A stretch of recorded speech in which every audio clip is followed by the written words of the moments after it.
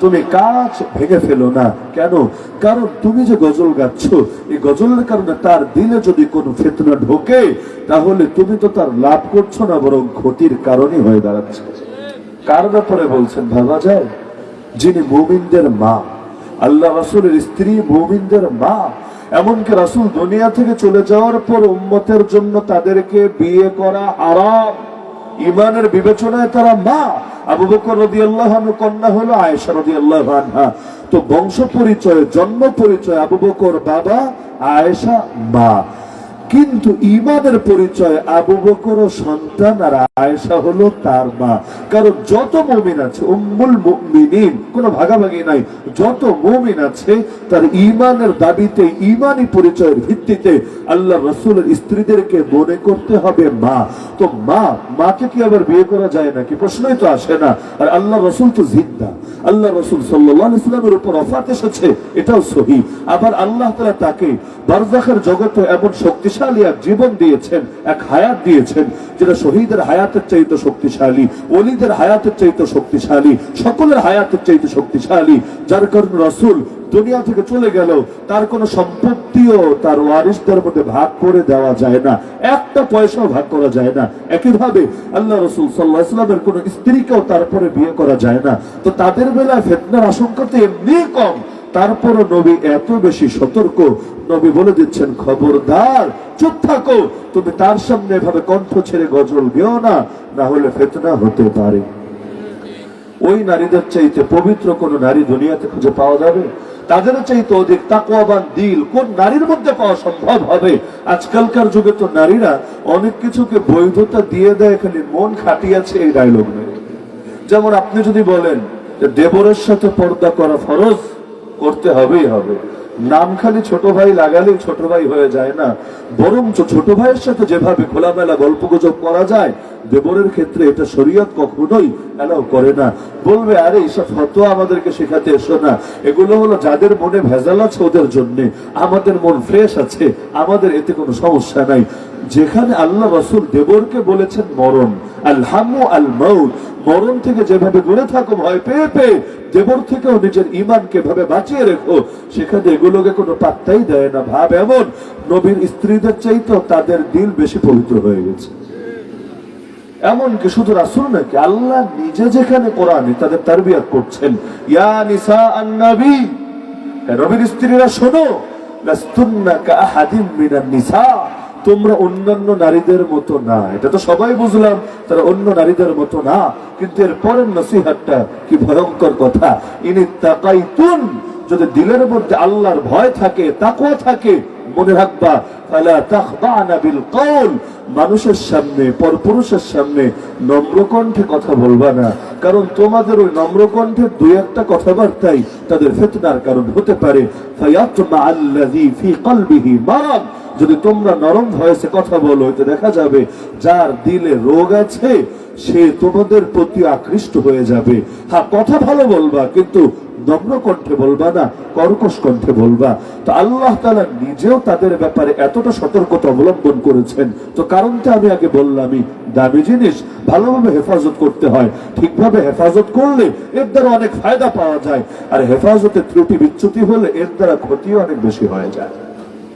আপনাদের এলাকায় পান্তা ভাত পচলে বেশি গন্ধ হয় না বিরিয়ানি পচলে বেশি গন্ধ হয়? এই এলাকায় তো পান্তা ভাত পচলে বেশি হওয়ার কথা নাকি, না বিরিয়ানি পচলে? পান্তা ভাত খেতে বেশি মজা না বিরিয়ানি খেতে বেশি মজা? আরে কই পান্তা আর কই বিরিয়ানি, কেউ কেউ কি পান্তা ভাত খাওয়ার দাওয়াত দেয় নাকি?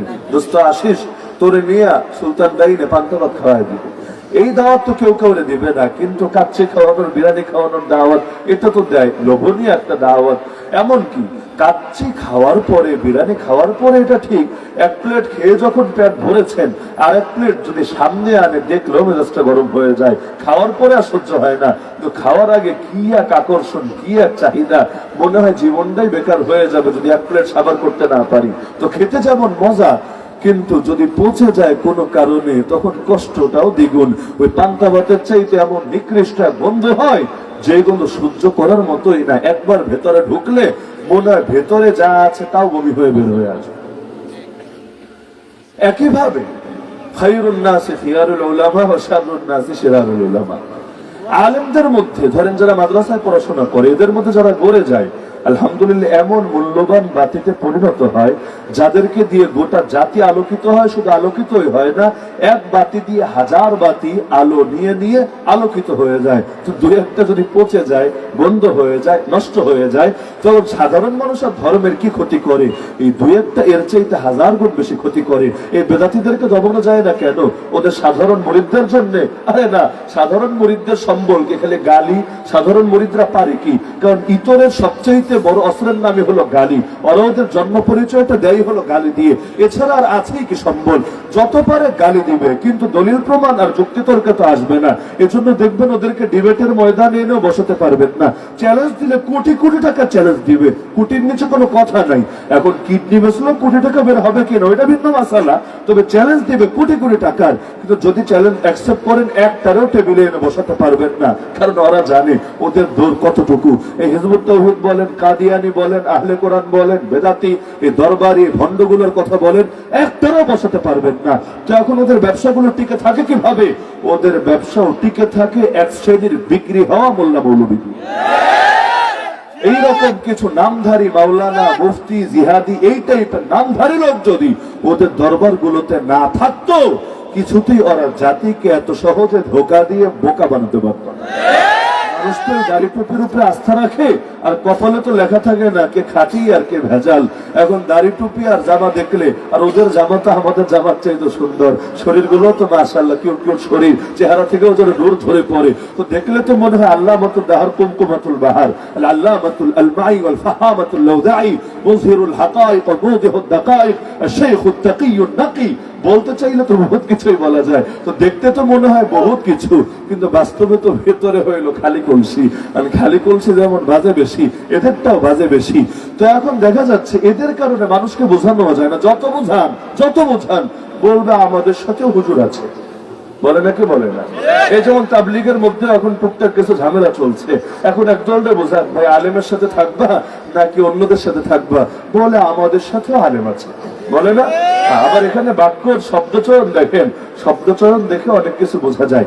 একদল বলে আমরা আলেমদের সাথে আছি, আরেক দল বলে আমাদের সাথেও আলেম আছে। দুই বাক্যের অর্থ তো একই লাগে, তাই না? একই লাগে। এক বাক্যে হলো আলেম হলো মূল, আমরা হলাম শাখা। আলেম যেদিকে আমরাও সেদিকে। আরেকটার অর্থ কি? আরে মূল তো আমরাই, কিন্তু পয়সা পাতি দিয়ে হোক আর যে কোনো ভাবে হোক ম্যানেজ করে কয়টারে আমরাও তো রেখেছি। আমরাও কি খালি নাকি? আমাদেরও সম্বল আছে। তো বাক্যেও যেমন পার্থক্য, আচার আচরণও একই রকম পার্থক্য। এখন একদিকে বলবে আমাদের সাথে আলেম আছে, আরেকদিকে বলবে আলেম মানে ধর্ম ব্যবসায়ী, আলেম মানে এটা, আলেম মানে সেটা। একমাত্র তারাই হলো খাঁটি ধার্মিক, বাকি সব হলো ধর্ম ব্যবসায়ী। অথচ তাই সে না, শুধু তার বাপ, তার দাদা, তার 14 গোষ্ঠীতে মুসলমান হয়েছে। ইসলাম শিখেছে কাদের দ্বারা? আকীদা চিনেছে কাদের দ্বারা?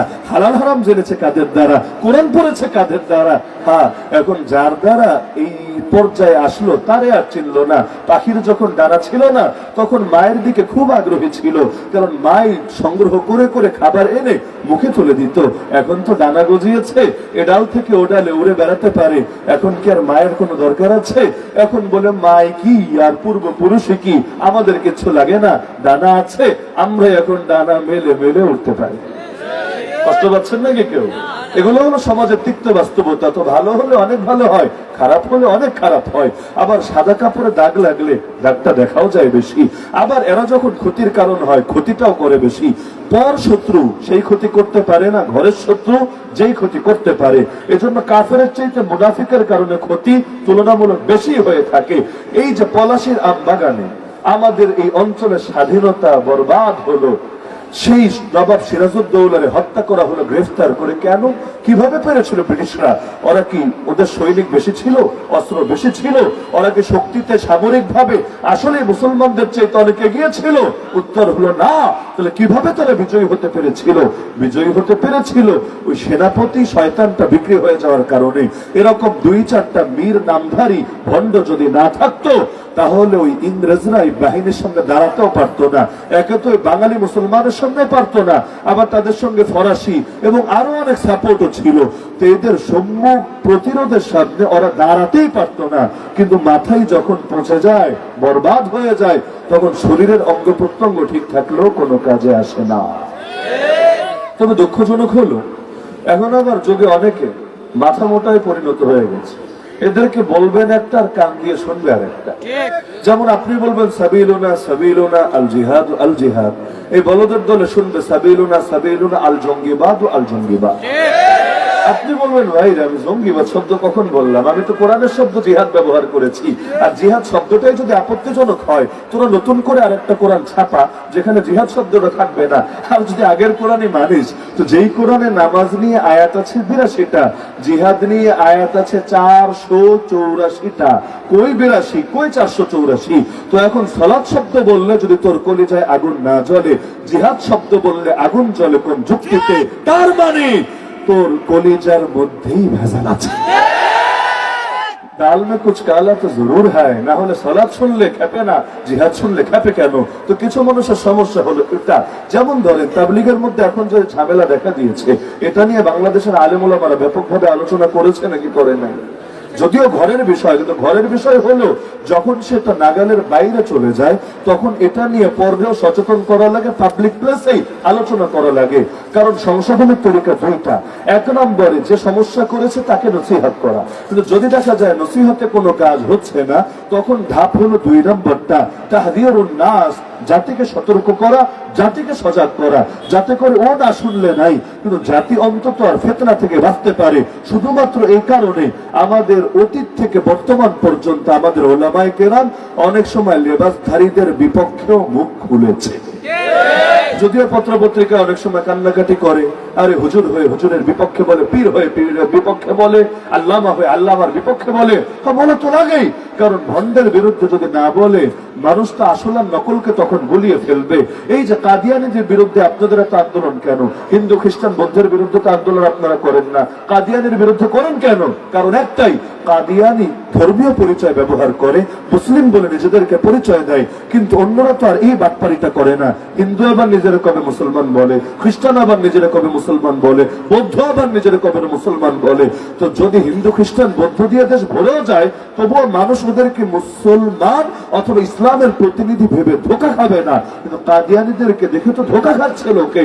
ওরা যখন ইস্তেমা করে, ওরা যখন বড় বড় ওয়াজ মাহফিলের আয়োজন করে, পাবলিক তো ভাবে আর এটাও মনে হয় হুজুরদের মাহফিলে যাই, গিয়ে বয়ান শুনি, গিয়ে দোয়ায় শরীক হই। কারণ মানুষ অত বাইরপাস কিন্তু বোঝে না।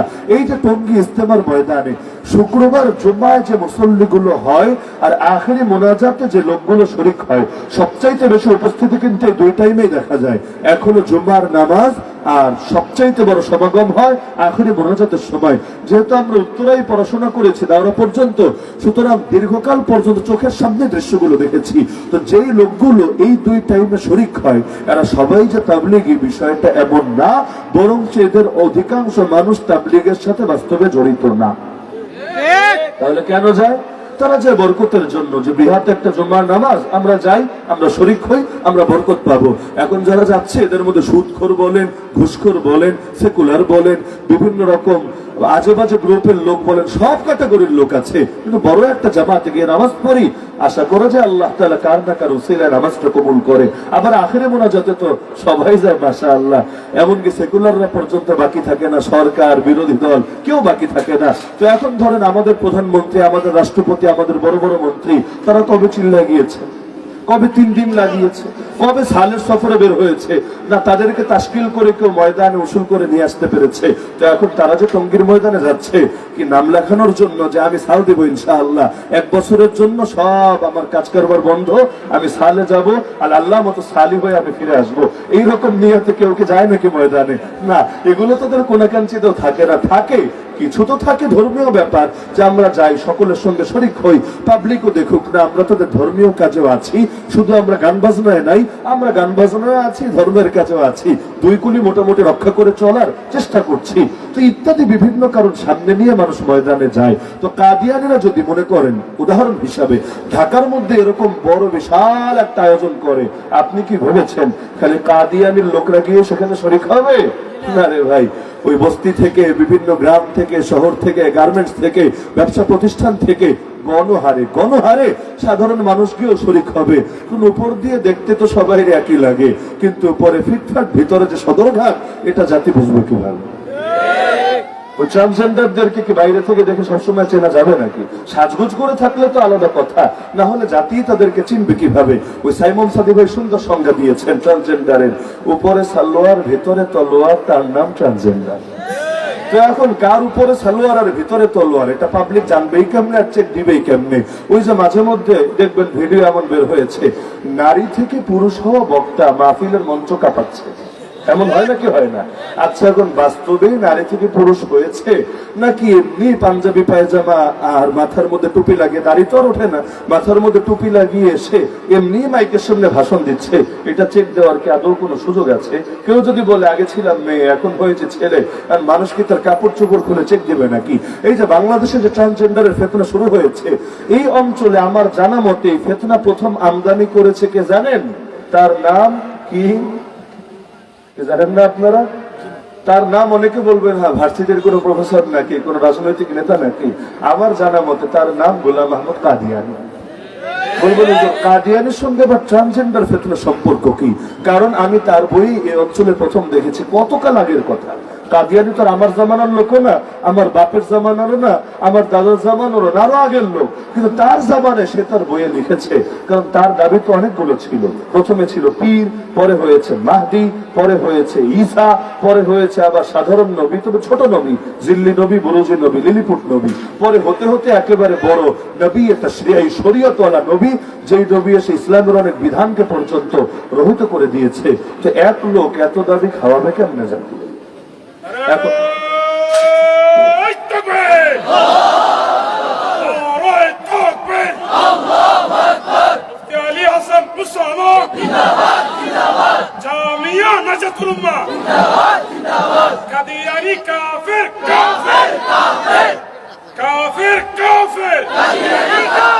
সংসদে আইন চাই।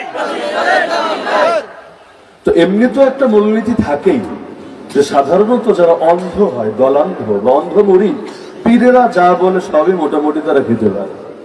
বাংলাদেশে এমন বহুত ভণ্ড দরবার আছে, একসময় যারা ছিল হক্কানি, মানে সেখান থেকে তাওহীদ আর সুন্নাহ প্রচারিত হতো, কিন্তু এখন সেগুলোতে গেলে দেখবেন লোকে মাজারে গিয়ে সেজদা দিচ্ছে। কেন? এক সময় তোমরা তাওহীদ প্রচার করতা, লা ইলাহা ইল্লাল্লাহর বাণী প্রচার করতা, সিজদা করতে হবে একমাত্র আল্লাহকে, কথা প্রচার করতা। এখন তোমাদের মরা পীররাই গিয়ে লোকে সিজদা দেয় কেন? খালি সিজদা না, আব্বা আমার বাচ্চা দাও, বিয়া করেছি 12 বছর হয়েছে বাচ্চা হয় না, একটা বাচ্চা আমার বউয়ের পেটে এনে দাও না। কেমনে দিবে? জিন্দা হলে তাও হয়তো চেষ্টা মেহনত করে দেখতে পারতো, কিন্তু মুর্দা মানুষ কি ব্লুটুথ দিয়ে দিবে, না ডাটা কেবল দিয়ে দিবে, না ওয়াইফাই দিয়া, না শেয়ার দিয়া দিবেটা কেমনে? কিন্তু এইরকম গাঁজাখুরি কাজও এই দেশে হয় নাকি? হয় না? এখন দেখা যাচ্ছে তো খায় কেন? আরে আমাদের পীরের ছেলে বলেছে, পীর জাদা সাহেব বলেছে, উনি কি আর ভুল কথা কহিতে পারে? উনি যা বলিবে তাই সহি। যদি উনি গাঞ্জার ফজিলত বলে, এটাকেও সিদ্ধিপাতা বলে জাতির সামনে প্রকাশ করিতে হইবেই হইবে, এই মর্মে আমরা সকলে বাধ্য থাকিব। এইরকম বলদ এই দেশে আছে নাকি? নাই। এমনি একটা নিয়মে মানুষের দুর্বলতা, অন্ধ যখন হয় আর জ্ঞান যখন না থাকে, জ্ঞান না থাকলে হাল্লাইনে ফিতনা ঢোকে। এজন্য দাওয়াতের উসুল কোরআন বলেছে, দাওয়াত দিলে দায়ী হয় না। কুল হাদিহি সাবিলি আদউ ইলাল্লাহ আলা বাসীরা আনা ওয়া মান ইত্তাবা'আনি। হে নবী বলে দেন, আমি আল্লাহর পথে দাওয়াত দেই, আমিও দেই, আমার অনুসারীরাও দেয়, তবে মূর্খতার সাথে না, আলা বাসীরা, জ্ঞানের সাথে। জ্ঞানের সাথে যে দাওয়াত হয় সেই দাওয়াতকে নবীওয়ালা দাওয়াত বলে। জ্ঞান ছাড়া যে দাওয়াত হয় সেই দাওয়াতকে নবীওয়ালা দাওয়াত বলা যায় না। না হলে দেখবেন মূলনীতি ঠিক থাকে না। এক সময় অন্যরে গালি দেয় যেটা বলে, দুদিন পর নিজেই গিয়ে সেটাতে লিপ্ত হয়। এমন লোক আছে, এক সময় বাংলাদেশের বড় বড় আকাবির উলামায়ে কেরামরা গালি দিত। তাতে ধরেন মুফতি আমিন রহমতুল্লাহ আলাইহি হোক, শাইখুল হাদিস আল্লামা আজজুল হক রহমতুল্লাহ আলাইহি হোক, নূর হোসেন কাসিমি সাহেব রহমতুল্লাহ আলাইহি হোক, আরো বড় বড় উলামায়ে কেরাম যারা ছিলেন গালি দিত। কেন? তারা নাকি নারীর আঁচল তলে গিয়ে ঢুকে পড়েছে। মানে কি? মানে রাজনৈতিক ভাবে ওই বিভিন্ন সময় বিভিন্ন সরকারের দলের সাথে জোট করেছে, তো এটাকে গিয়ে বলে নারীর আঁচল তলে গিয়ে ঢুকে পড়েছে। তো এভাবে কত রকম গালিগালাজ যে বাংলার জমিনে হয়েছে, তো কাদের সামনে? ওই হুজুরদেরকে গিয়ে আলাদা বলেছে, অথবা গিয়ে আলেম ওলামার বৈঠকে সংশোধনে দিয়েছে, তা না, মূর্খ সুর্খ পাবলিক মুরিদের সামনে কতক্ষণ জিকির আজকার করিয়ে তারপর তাদের মাথায় আলেমদের প্রতি এভাবে বিদ্বেষ ঢুকিয়ে দিয়েছে। বহুত হয়েছে এই দেশে এভাবে, কিন্তু পরবর্তীতে এসে দেখা গিয়েছে যেই গালিগুলো অতীত অন্যদের বেলায় দিয়েছে, এর চাইতে নিকৃষ্ট কাজে নিজেরা লিপ্ত হয়ে গেছে।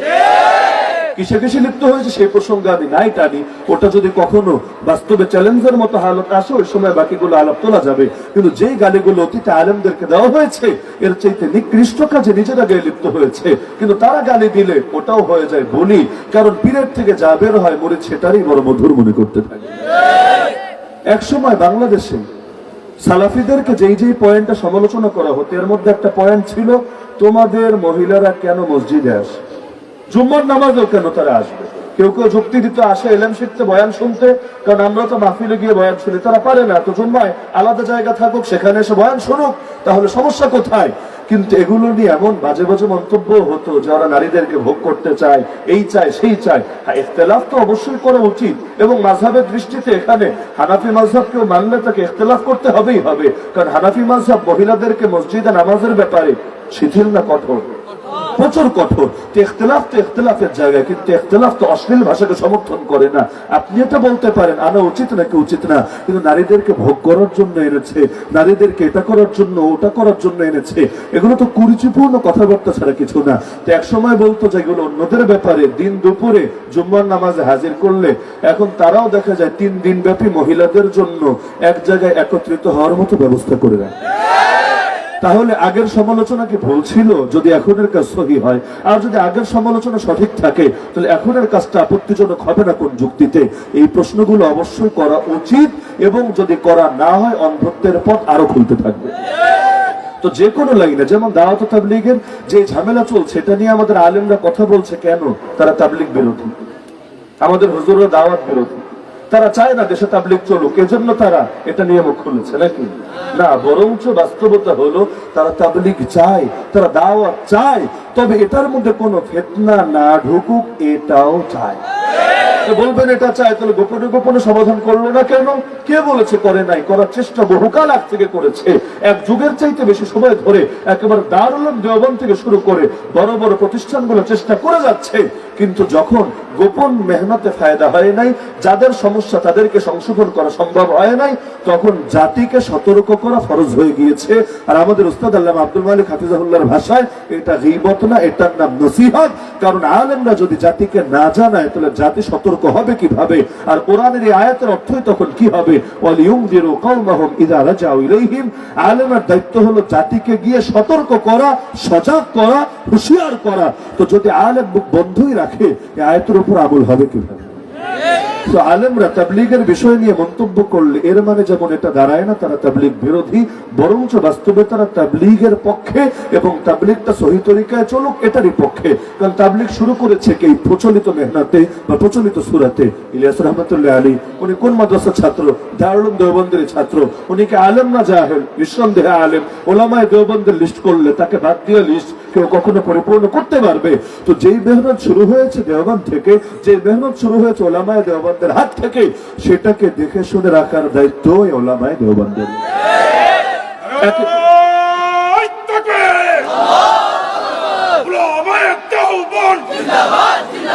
জিন্দাবাদ জিন্দাবাদ, মুফতি আলী হাসান মুসাহবা জিন্দাবাদ জিন্দাবাদ, জামিয়া নাজাতুল উম্মাহ জিন্দাবাদ। একইভাবে জিহাদের বিভিন্ন বিষয়ে আমাদের আলেমরা মন্তব্য করেছেন, কারণ জিহাদের নামে কোন কোন দেশে বিভিন্ন সময় খারেজি কর্মকাণ্ড পরিচালিত হয়েছে। তো জিহাদটাও যাতে সহি তরিকার জিহাদ হয়, যে জিহাদের দ্বারা দুনিয়ায় হক জিন্দা হবে, বাতিল মুর্দা হবে, ফিতনা নির্মূল হবে, ইসলাম কায়েম হবে, যে জিহাদের সুফল গোটা মুসলিম উম্মাহ ভোগ করবে, এমন জিহাদ কে না চায়? এমন জিহাদ যে চায় না তারে তো আস্ত মুনাফিক বলে। তো ওলামায়ে কেরাম চান জিহাদটা সহি তরিকায় হোক, কিন্তু জিহাদের নামে যাতে করে মুসলমানরাই টার্গেটের শিকার না হয়ে যায়, জিহাদের দ্বারা যাতে করে উল্টো ফিতনার দুয়ার খুলে না যায়। এ কারণে বর্তমান পৃথিবীতেও কিছু এলাকায় যখন খারেজি বিভিন্ন দল মাথাচাড়া দিয়েছে, তখন নিজের জীবনের পরোয়া না করে আলেমরাই তাদের বিরুদ্ধে জবান খুলেছে।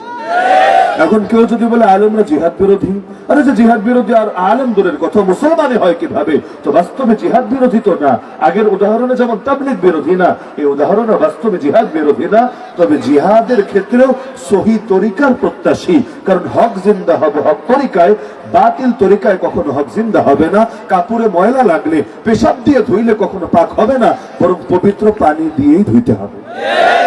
একইভাবে আমরাও যত মন্তব্য করি আমাদের বিভিন্ন বিষয়াশয় নিয়েও, এগুলোর দ্বারা মাকসাদ এটা না যে আমরা কোনো একটা দিনই মেহনতের বিরোধী। যেমন আমরা কওমি মাদ্রাসার বিরুদ্ধে, আমরা কওমি মহিলা ধারার মাদ্রাসার বিরুদ্ধে। আরে কওমি মাদ্রাসা, মহিলা মাদ্রাসা তো দারুল উলুম দেওবন্দের অধীনেও চলে। তো কেউ যদি ডাইরেক্ট গণহারে মহিলা মাদ্রাসার বিরুদ্ধে বলে, ওলামায়ে দেওবন্দের খাতাই বা তার নাম থাকে কিভাবে, কিন্তু মহিলা মাদ্রাসা কিভাবে চলবে এটা নিয়ে আকাবিররা কি ফতোয়া দিয়ে যান নাই? বেশি দূরে যাওয়া লাগবে না, বাংলাদেশের মুফতি আজম মুফতি ফাইজুল্লাহ রহমাতুল্লাহ আলীর ফতোয়ার কিতাব পড়ে দেখেন কি পরিমাণ কঠোরতা তিনি এ ব্যাপারে করেছেন। এমনকি ভারত পাকিস্তানের কয় ডজন ফতোয়া লাগবে বলেন, জানা না থাকলে এনে দেই আমরা। কয় ডজন ফতোয়া লাগবে যে এটার সহি তরিকা কি, গলত তরিকা কি। সহি তরিকা জিন্দাবাদ, গলত তরিকা মুর্দাবাদ। কারণ সহি তরিকায় মাদ্রাসা কায়েম হলে নূর আর নূর আর নূর ছড়াবে, তো গলত তরিকা যদি ঢুকে যায় তখন ফিতনা আর ফিতনা আর ফিতনা ছড়াবে। তাবলীগের মধ্যে গলত ঢুকলে যেমন ফিতনা হয়, এই গতকালও ঢাকা উত্তরা তাকওয়া মসজিদে মারামারি হয়েছে, ভয়াবহ পরিণতি হয়েছে। তো এর দ্বারা উভয় দলই না, পুরো বাংলাদেশের ইসলামী প্ল্যাটফর্মটাই হুমকির মুখে পড়ে। তা কিভাবে যাতে করে গলতটা না হয়, বরঞ্চ সদা সর্বদা সহিটা জিন্দা থাকে, এজন্য আগ থেকেই বলা লাগে, মেহনত করা লাগে। এই যে তাবলীগে ভাগাভাগি হলো, এখন ভাগাভাগি হয়েছে সবাই দেখেছি, কিন্তু যেই মানুষগুলো পরে আলাদা ভাগে গিয়ে মারপিটও করেছে, রক্ত ঝরিয়েছে, এরা কি আসমান ফুটা হয়ে নেমেছে না জমিন ফাঁক হয়ে বের হয়েছে?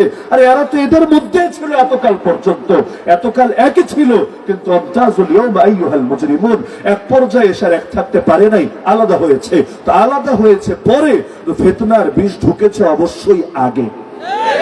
তাহলে রাতারাতি একটা দল হয় না, সম্ভব না রে ভাই।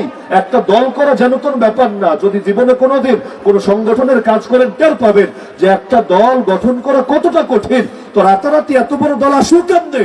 তার মানে ফিতনার বিষ অবশ্যই ঢুকেছিল আগে। তা আগ থেকেই যদি অঙ্কুরেই ফিতনাকে নির্মূল করা যেত, অবস্থা কখনোই এই পর্যায়ে যেত না। এই যে এখন তালাশ টিম আরো বিভিন্ন রকম নিউজের মধ্যে মাঝে মধ্যে আমাদের মাদ্রাসাগুলো নিয়ে বাজে রিপোর্ট করে, এতে তো আমাদের খুব ভালো লাগে, তাই না? এতে খুব সুখ লাগে আমাদের, নাকি লজ্জা লাগে? বিশেষ করে যারা আমরা মাঠে ময়দানে কাজ করি, আমাদেরকে সবচাইতে বেশি লজ্জিত হতে হয় পদে পদে। কারণ কত রকম মানুষের কত টিটকারি যে শোনা লাগে।